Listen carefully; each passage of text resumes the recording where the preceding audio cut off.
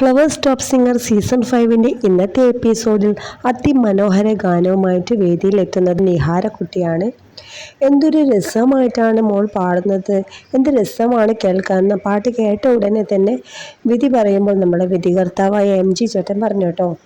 1993 പുറത്തിറങ്ങിയ ഗോളാന്തര വാർത്ത എന്ന സിനിമയിലെ ഇനിയെന്നു പാടൂ ഹൃദയമേ എന്ന അതിമനോഹര ഗാനമാണ് നിഹാരക്കുട്ടിയിൽ വേദി പാടുന്നത്.